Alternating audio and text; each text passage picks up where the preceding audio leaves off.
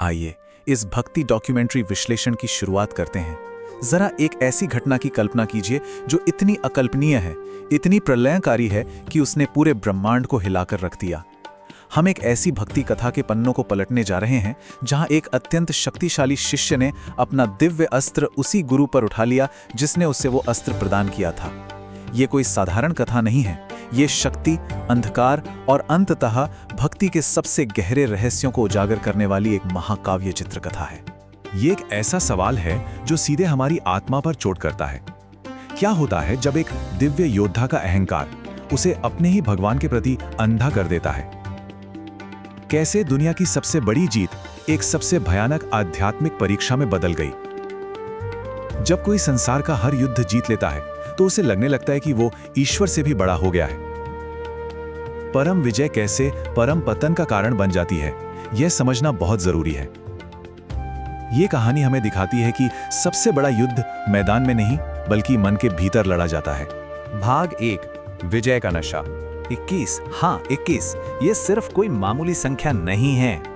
ये परशुराम के उस प्रलयनकारी क्रोध का प्रमाण है जिसने पूरी पृथ्वी को अपनी चपेट में ले लिया था।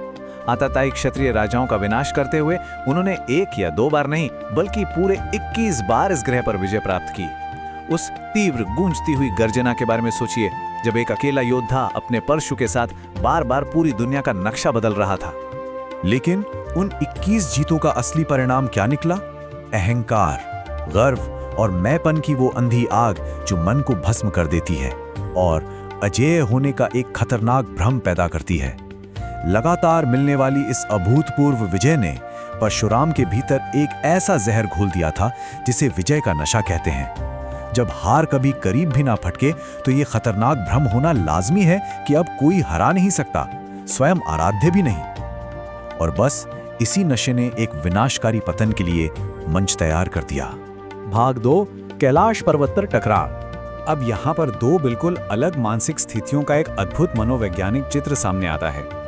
एक तरफ परशुराम का अंधा अहंकार है, क्रोध में उबलते हुए एक विजेता जो किसी भी कीमत पर अंदर प्रवेश की मांग कर रहे हैं। वहीं दूसरी तरफ कैलाश के द्वार पर भगवान गणेश की शांत आज्ञाकारिता है, बिल्कुल अडिग और अपने पिता के आदेश का पालन करते हुए अपना ईश्वरीय कर्तव्य निभा रहे हैं।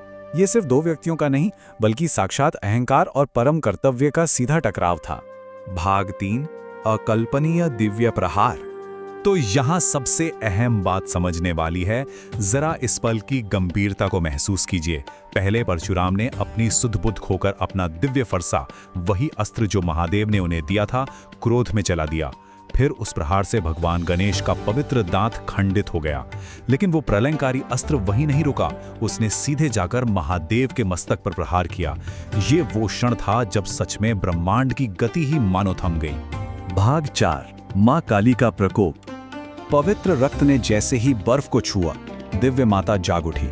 महादेव के मस्तक से रक्त की वो पवित्र बूंद कैलाश की सफेद बर्फ पर गिरते ही आसमान का रंग पूरी तरह स्याह पड़ने लगा। घायल महादेव अपने उग्र रुद्र रूप में जागृत हो गए। लेकिन ध्यान दीजिए, सबसे बड़ा प्रलय अभी बाकी था। शिव के उस रक्त ने ब्रह्मांड की सबसे भयंकर शक्ति साक्षात दिव्य माता को नींद से जगा दिया था। इस दृश्य की भयानकता का अनुमान लगाइए। समय बिल्कुल रुक जाता है और विशाल पर्वत भय से कांप उठते हैं। तभी देवी काली अपने त्रिशूल के साथ प्रकट होती हैं। उनका क्रोध ऐसा था जिसे ब्रह्मांड की कोई भी ताकत रोक नहीं सकती। वो अजय योद्धा परशुराम जिसने 21 बार पृथ्वी को रौंदा था, वो आज पहली बार शक्ति के उस साक्षात स्वरूप के सामने कांप रहा था। उस अजय योद्धा ने पहली बार उनकी आंखों में स्पष्ट रूप से अपनी मृत्यु देखी थी।